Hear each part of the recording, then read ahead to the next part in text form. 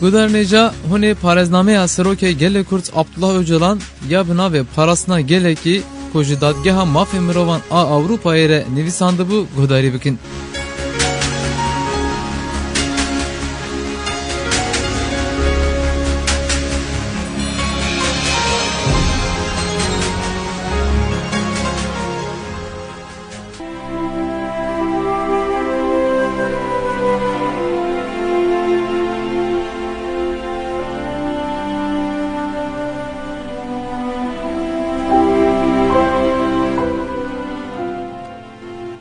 Komara Türkiye'de reform u veguherina civaki.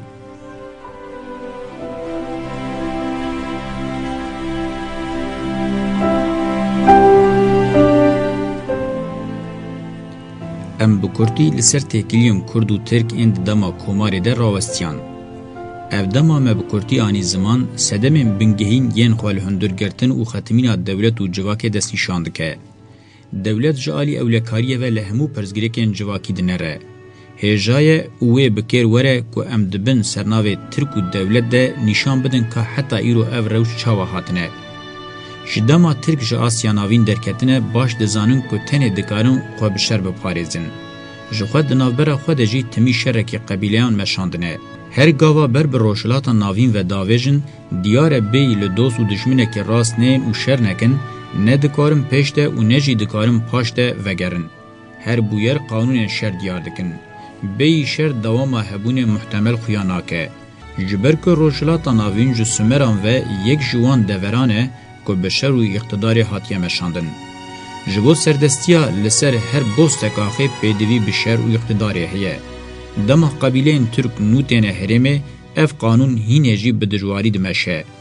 Belavbûna bi şer a Selçûkiyan ji awayê berê yên qebîleyên civakiyên koçberên teng cudatir e. Bi Selçûkiyan re qebîleyên Tirk îdî bi awayekî dewletbûyî pêş de diçin. Ev pêşteçûna wan weke ponijîneke siyasî û eskerî ji bajarê Mervê heta Keleha Zîgut var a Macaristanê werdewam dike. Paşvegavavîtina wan jî bi şer bûye. Ji dorgirtina duyemîn li Wiyetnamê heta şerê Balkanan ê duyemîn dixwe vekşandinê de timî qanûnên şer li dar bûn. Tirk ne tenê civaka xwe ya hundir, her wiha komên dibin destê xwe de jî bi otorîteya eskerî rêve dibin. Hêza siyasî pêş neketiye. Sultan bi xwe diwarê eskerî de di pozisyona împarator de ye. Bi fermanên rojane civak û dewletê rêve dibe.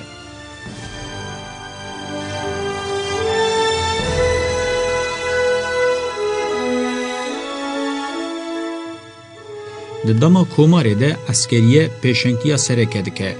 Çawa ku Komar bi şer hat avakirin, piştre hemû sazîbûnên bingehînên civakî û siyasî dibin kontrola nêza eskeriye de hatin damezrandin.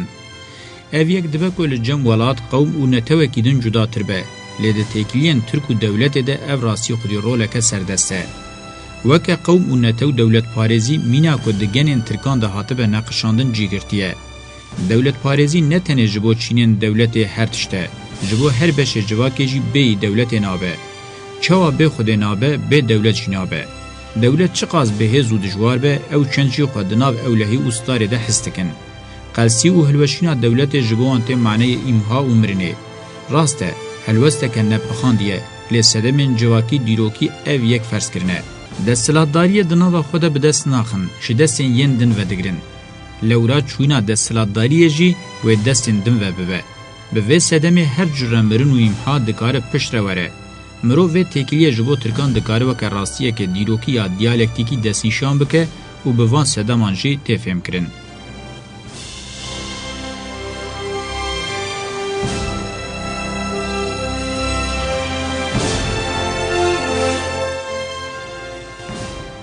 Komar hem bi ser vê çandê hatiye damezrandin, hem jî bi sedema ledicî heft duwelan şer kiriye û hatiye avakirin, ji bo xwe û civakê mijara ewlekariyê timî di rêza pêşîn de dîtiye. Li cem civakên rojava rewş pir cuda pêş dikeve. Gelek koman hebûna xwe ne ku bi şer, bi helwesta xwe ya li dij bloka şer iqtidarê pêş de birine. Timî hewdane bloka şer iqtidarê dorteng bikin. Ev çand hînê bi hêsayî rê li ber demokrasî û civaka sivîl vedike. Li rêza pêş cih dide mafê mirovan. Lê dîsa jî di têkiliyên civakî de kevneşopiya iqtidarê û şer diyar kirin. Cudabûn duwarê têgîştina felsefî û zêdebûnê de ye. لجم ترکان دولت هم پر زیده هیه و هم جی بشیروین هری پیروز این دینی و فلسفی دجی. جلورا هر تفجر ورا معناه بسينور كرنا دولته وك جواكا السيفيل ما في مروان وحتى حقوقي الجردوني والرزقين السياسة مينا جافين لدجي أولكارية دولته تنا فهم كرن. دجوهر ده هينجي بالديمقراطية باورنينن. ده ترسن دولته قصبك وهلوشينه. جسال 1945 و لیستیکا دموکراسیه یا به دو پارتیان اولیگارشیک و تمشاندن هو دانه تام دبن کوردینه یکی ده ریوه ببن. دموکراسی لپیشیا دولت منافق و خفکه که دیدن. لورا کنترول کشداندی تجار نایکم کرن.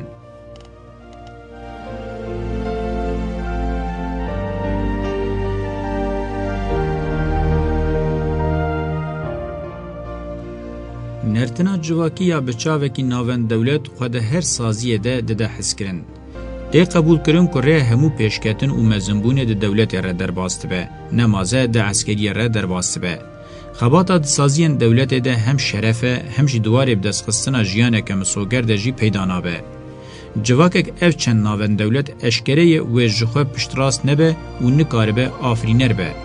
جواکل سر ناو دولت مینا خوشبیر بکه و جخور فاضیلت ناس نکه و نکاره به سازین سیاست آفرینر هزا اکونومیک حقوق و جواکا سویل پیشته به. لجم ترکان او هلوسا دولت هری خراب باندورا خود دوی پیواجوی کریزانده نشانده ده. دما دولت دکوه کریزه جبر کو آلترناتیف کدنا هزا چاره سریه ناکوه روشه و کریز وکه فلاکت که تنر خاندن و وک کلیه که مانو نمانت حسباندن. جخوا بیو که ده هر تشتی ده چاول دست دولت بن دوید دولت لسینورا که وره سکناندن جبو نبه بار و او هم جبو دولت هم جبو جواک پیوانا بنگهین هم دمیه. اوروپای تیگیشنا خویا دولت دوید چارچوه ده سر راست کریه و ستاتویه که بکر زفت کریه.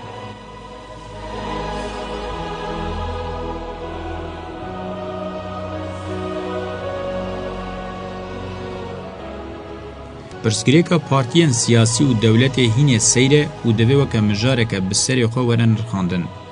بی استثناء همو پارتیان سیاسی بزانه بون آنجی باوه که اوبژکتیف ناون دولت بونی اساس تگرن. جواک جوکا پارتیان در ریزا پیشت جهد ده دولت و بوه که هین جسری و فونکسیون خوش دست ده. پارتیان سیاسی ده سری وان سازیان دتین که داخوازن جواک به دولت ردخن میزینه که تمی جواک اساس تبینن جواک سر وقت و برخستن دکن. لیل شونا که وان وظیفه خو بکن تمی لبندین دولت شورش بکه یان لبندین دولت آلیکاریا پولیتیک بده یان چی زیادتر دولت وکه دریه کی کرتی لاند بینن. جبر وان هلوستان سازین دموکراسی جوان نابه هینه جدسپیکه و دکوین روشک آنتی دموکراتیک و مینا که پارتیان بکه دویمین دولت. او دولت دویمینشی دبه سیا دولته. فنا که دولته که تیره نکربه هر پارتیک دبه مدل دولته که. هر کس خودخه شون ظلامتی دولته. شلورا خواه و هاوردورا خواه بنعمت دولت خودی دکه و او یکشی روچونا دولت گراند که و ضرر ویجی زیده دکه. لطو ولاتی مینا لترکیه کونه شوپیه که خورد آ پارتین دولت نینه. اگر هبه جی او چند کور و بلاوی جی نگرتنه. جبر که دولت دخن ناونده خواه او پارتی نکارن سیاست بکن، نکارن پولیتیکاین اکونومیک پیش تبن، نکارن دموکراسی پیش تبن و مزن بکن، نکارن ببن خودی قبیلیت که هری کم بقاسی دولت آموره کی چاره سریه پیشکش بکن. جلورا هم جبو دولت هم جبو جواک فونکسیون خو ونداده کن. جبر که گل جی لور روشوان حایل بویه ده هلبجارتنان ده هر پارتیا دخوازه دولت خلاص بکه ده صندوق ده دخنقینه و بوی آوائی بکیر بوین آوان اثبات که.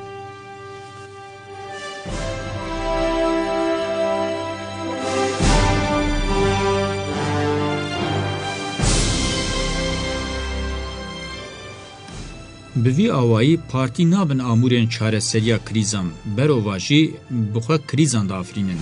نخواستم پشتی شر جهان دویمین یکش سدم پیشنکتنا پارتیان ده پیوانین همدم ده اوه که پارتی ده بن کنترولا ناوندی ده هاتنشتن. هر وها بویا سدم که تمی چاوه جواکشی لدست دولت به و چند دموکراسی پیشنکوه. دروژا میا ایرو ده جبلی کم جاران دما المخالفتینه پارتی تمی بونه دولت پارز و وی یکیشی بخوره کریزین آبوری و سیاسیین ایروانینه.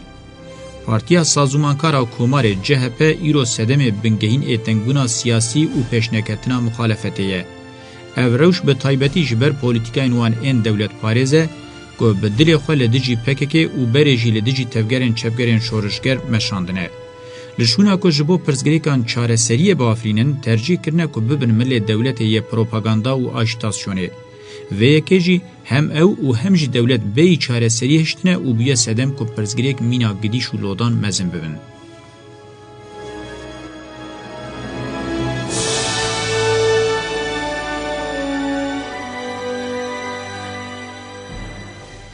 Li cem Tirkan ev şêwazê rêveçûn û pêkhatina dewletê zêdetir xwe di rastiya Kurd û pirsgirêka wî de nîşan dide. Rastiya Kurd û pirsgirêka wî ji bo fêmkirina dewletê di serê wan nîşaneyên veşartî û eşkere detên. Dewlet ji nîşandana cudahiya xwe heta pirsgirêkê Kurdan tam pirsgirêkeke ewlekariyê dibîne. Ji lewra yan Kurdan tune de hesibîne yan jî daxwazek wana herî biçûk weke tehlûke û gefeke xeternak a divê yekser were pelixandin fêm dike.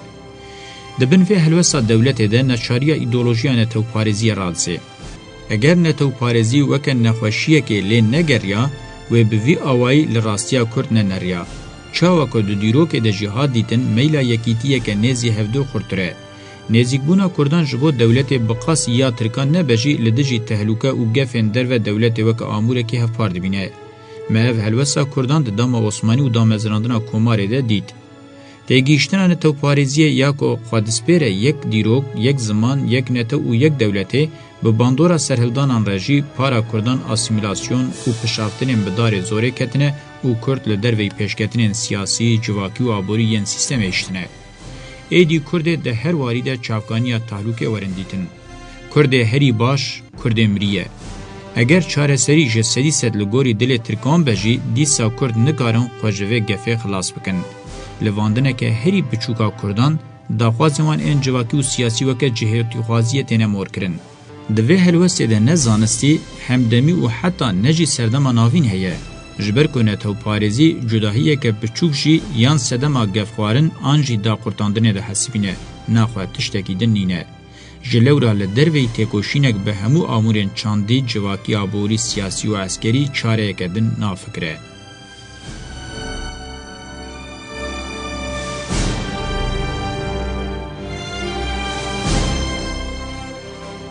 Di dama tevgera azadiyê ya Kurd a bi pêşengiya PKK de ev polîtîka hem ji aliyê dewletê ve hem jî ji aliyê civakê ve çi siyaseta çepger çiya rastgir weke armanceke pîroz qebûl kiribû.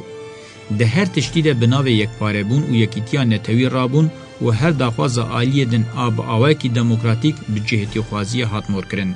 Ev jî kêm nebû, li vê polîtîka terorîst jî hat zêdekirin. Di çariyeka dawiya sed sala bîstemîn de hemû derfetên dewletê ji bo PKK terorîst were îlan kirin di siyaseta derve hat serf kirin. Encam, kaos û krîza ji salên 1990 ve bû. Seferberiyeke topyekûn hat îlan kirin. Hiqûq bi erdê re kirin yek. Ekonomî ket çirava deynan û tê de bist bû. Siyaset tenê bû amûrekî polîtîkayên ewlekariyê. Cerdevanî û terîqet jinû ve xistin rojevê û di nava Kurdan de eşîrtî û terîqetparêzî xurt kirin. Li başûr destek dan komên Kurd ên netewparêzên paşverû û heta gihîştin dewleta Kurd a federe. Deriyên dewletê ji şêxên nexşiyên Kurd re hatin vekirin. Saziyên bingehînên Komarê radestî dijberên Komarê hatin kirin. Mirov nikare ji vê re serketina pîrûz jî bibêje. Ev îflasa polîtîka kor a netewparêziyê ye. Bi projeya rojhilata navîna mezin a dewletên Yekbûyên Amerîkayê dîsa vegeriyan serî. Yan tê bi Kurd re bimeşî, yan jî tê werî rawestandin. Di şerên nû yên dunya hemdem de ji xwe wekî din tu nikarî bimeşî.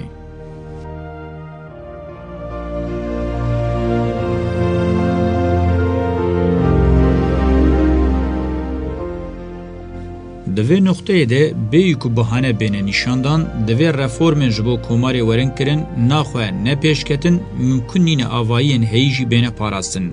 Ezmûnên divan 2 salên dawî de ev rastî baş nîşandan e. Xwedê giravî dewlet gelek reforman dike. Lê ji ber ku dest nade make û dayîka reforman, hemû yên têne kirin nikarin xwe ji bêqîmetbûnê xilas bikin. Ji ber ku pirsgirêka bingehîn awan dixetimîne li naverastê radiweste. Ya esas, civaka li ber gavavetineke mezine bi sedema pirzgirêka Kurd di nava xwe de asê bûye û nikare ji tengbûnê xilas bibe û naçar tê hiştin timî xwe bispêre aliyê rast û bi vî awayî xwe ji veguherîneke dîrokî dike. Dîsa partiyên navendewlet bi sedema vê pirzgirêkê timî tasfiye dibin û dişûna ku bibin amûrên demokratîk bûyînê berova jî dibin astengên li pêşiya vê yekê. Xetemîna du komar û civakê de îdî gihîştiya wê astê ku xwe partiya zihniyeta ferd û zarokan. Nayê fêmkirin ku muhafazekariya rastgir naçar nîne bibe çarenûsa şorijgeriya komarê. Polîtîkayek di dema Mustafa Kemal Atatürk de ku li gorî şertên xwe dibe xwedî hin sedem be, dike mîna tabûyek nayê guhertin û niha ji wendahî û êşên wê têne kişandin. Encamên bê polîtîkbûyîn û serokatiyê hêrsa hemû civakê derxistiyê asta herî bilin. Eşkere, eger demokratîkbûyîneke rastîn têxwesin, ji bo di dewletê de reform û di civakê de veguherîn weke qonaxeke dîrokî bibin xwedî mane, divê başwere fêm kirin ku ev hemû bi azadiya yek şêhêmanên bingehînê komarê Kurdan dibe.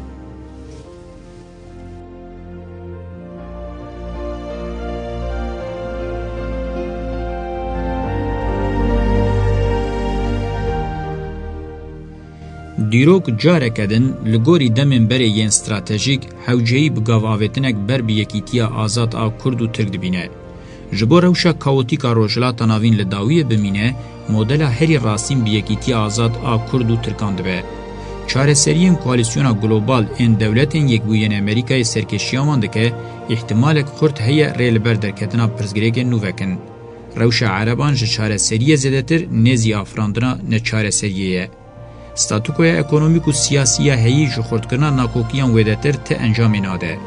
Di demeke nêz de xuya nake ku polîtîkayên bi İsraîlê ve hatine kirin li dawiyê werin hiştin. İran bi xwe pirzgirêkên wê bi sîstema serdesta dunyayê re hene. İhtimalek xurt e krîza bi Îranê re mezin bibe.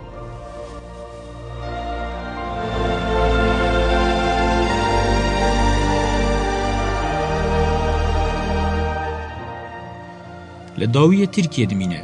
Tirkiye di rastiya Kurd de li dora xwe dizîzike. Heta xwe ji vê yekê xilas neke, wê timî bi krîzan re rûbirû bimîne. Di encamê de wê polîtîkaya dewletên yekbûyî Amerîkayê ya xwe dispêre Kurdan xurt bibe û wê ji afirandina İsraîl û Filîstîniyê nû dûr nesekine. Hemû dîroka nêz û rewşa rojane nîşan didin ku alternatîfa herî nêzî veguherîna demokratîk a herêmê wê bi avakirina sîstematîk a têkiliyên Kurd û Tirk a ji bo çareseriyeke demokratîk bibe. Eger ev alternatîfa çareseriyê bi têgîştineke sosyolojîk zanistî were lêkolîn, wê were dîtin ku ji bo yekîtiya dewlet û yekparebûna netewa Tirkiye tehlûke nîne, berova jî wê alîkariyeke xurt bike. Ji bo vê jî, pêwîst e têgîştina Tirkiyek li cudahiyan weke dewlemendî dinere û ji netewparêziya şoven dûrketî hebe.